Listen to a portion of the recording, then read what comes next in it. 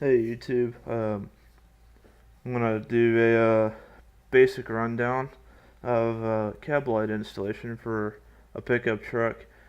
Uh, Basically, the way I'm gonna start this is explaining what you need. First, you're gonna want a set of cab lights, obviously, but particularly, I would get a set from Harbor Freight, which are in the range of $15 to $20. And they basically come with 5 lights with bulbs included, a gasket for the lens, a gasket that goes between the base and the truck, and then it comes with 10 mounting screws, 5 quick splice connectors, a fusible link, a lighted switch, and then some extra wire. And your mileage may vary on how you want to hook this all up, but I'll get to that eventually. Uh, You're also going to need soapstone. You can find that in the welding section at Home Depot with all the welding electrodes and uh, other supplies like that, of course. And basically, this is going to be a removable uh, marking tool. So it'll be like a kind of like a marking pencil for carpentry, except it's for metal. You mark metal with it, then you can just rub it off. It won't can't contaminate welds. Um, then you're gonna need a set of calipers. Digital is fine. That's all. That's the most accuracy you're gonna need. And honestly, even if it goes to just the closest inch, that's really all you need. Um, then you're gonna need about an eighth inch drill bit. I'd actually go a 16th above that, but be careful with that. Just make sure that your screw is actually gonna be able to go in. You might have to widen the screw holes a little bit once you do that, and that's also gonna make the holes for your wires, which these lights have one wire that are for the positive, and then the back screw hole has a ferrule in it that grounds it to the roof of the truck, and that allows you to only need one wire, and that also makes it a lot easier to wire it up in the long run. Uh, you're probably gonna want like a screwdriver, not really totally necessary. Uh, I'll put a list in the in the thingy-majigger when I get the chance, and maybe you'll be able to acquire some of the stuff. You're gonna need basic wiring tools like a tool that can cut, shave, and crimp connectors. You're gonna need crimp connectors, of course. Have to get the little hockey, like the air hockey things, the little round things you used to hit the pucks. Oh, they look like that, but they're crimp caps, and they work the same as a wire nut, but you crimp them, and I think that I can trust those better than wire nuts, and they're also super cheap. Uh, then I would get like some zip ties. You only need small ones. You might need extra wire. Really, you'll figure that out whenever you're actually ready to wire it. And that's pretty much it for the materials. Uh, oh, and obviously you need a drill for. I forgot that. That's like the most basic tool here. Most needed actually. Okay, so what I'm going to show you guys is a few CAD drawings here of how to measure this out. Um, you'll figure out a way, I'm sure, to get them a certain distance away from the windshield, but that's what I'd measure off of, is the top edge of the roof slash the windshield. And I find that 4 to 6 inches looks good on just about any truck. Really set it at 4 inches, step back in front of the truck and do an angle and everything. Make sure it looks good. Uh, Once you figure that out, place the middle light and make sure you got a perfectly straight line that's going to go straight back to the back of the truck. You can draw a line down the center of the truck with soapstone if you really need to, and then the distance between these mounting holes are about 3.5 inches roughly. I can't quite remember, but that's one of the few things here you'll actually need to be pretty exact so that the screws don't cant off in a certain direction. They definitely need to be able to clamp down on the mount bases.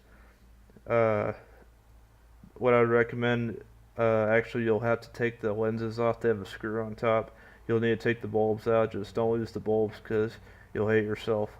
But they're cheap bulbs anyway. You may even have them laying around when you had to replace that one license plate bulb that went out for no reason. They're 194 type, I believe. Then, anyway, so once you do that, use a small tube of silicone sealant that you can use with just your hand. You don't need a caulking gun for. This will make it a heck of a lot easier. And dab a pretty good amount in all of your holes, uh, your screw holes and your wire hole actually. The middle hole can be, there's some allowance there. It doesn't have to be perfectly measured or anything because there's a lot of tolerance just for the wire. And then stick your wire through, set your mount base down, screw the screws in a little bit at a time. You don't want to tighten one end of the light fixture all at once because you can crack it really easy like that, and also compress the gasket too much, which won't not very good. Let's just say that. But definitely make sure you're going a little bit at a time. That's what I would use a screwdriver for. That should be all you need it for.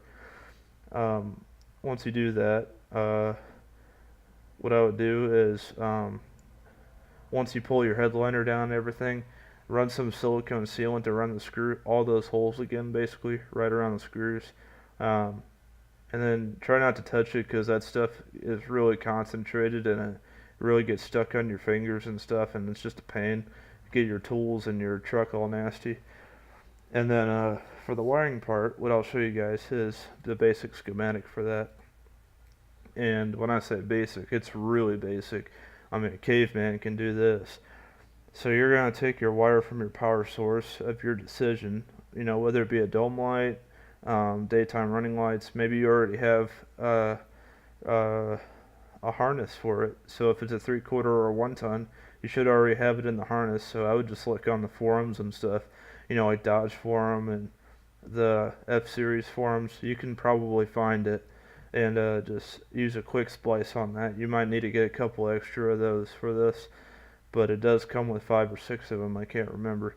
Then you're going to run your wire up the door pillar, preferably on the driver's side.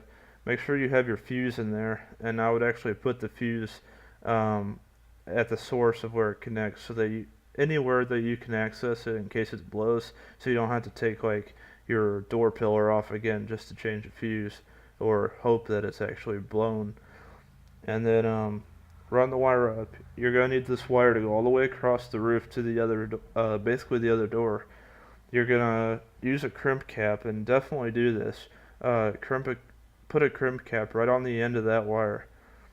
Or you can run that to your very far right cab light, the passenger side, all the way to the right one.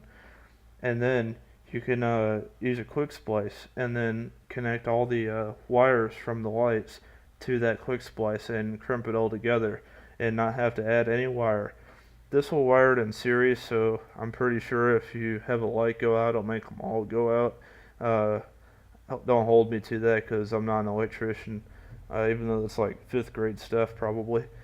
But so if these just randomly don't work one day or they stop working for whatever reason, take the lenses off, take the bulbs out, be careful with them, and check to see if they're blown. If the end of it is black or the glass has black on it, it's probably blown.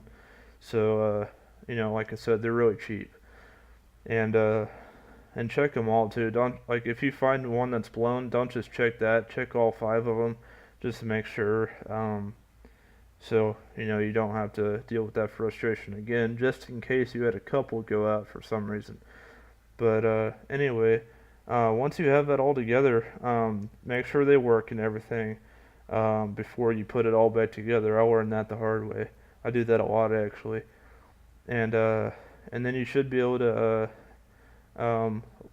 step back during the daylight and look at the cab light straight on. You won't even be able to see the sides of them. If you don't see the sides, they should be perfectly straight, except for the 2 outside ones. You might be able see the sides of them, because if they're canted a little bit, then it's probably not a big deal. See, a lot of people aren't going to notice this type of thing, but there's certain people like me that will. Of course, if I see somebody with janky cab lights, I'm not going to say that anything about it because they probably know. but yeah, so hopefully this helped you guys, because a lot of people have asked me about my particular truck around here, around my school and stuff, because they want to put them on their truck probably, and and I'll get this out to the third generation Dodge Dakota forum. If you have one of those trucks and you're not part of the forum already, definitely go join it. We'll all welcome you, and you'll get to see all the mods that we do and stuff. I'm the one who made the video, so let me know if there's anything else that you guys need to know, and I'll either explain or I'll make a follow-up video. So hopefully that helped you guys, like I said. So thank you for watching, and have a good day.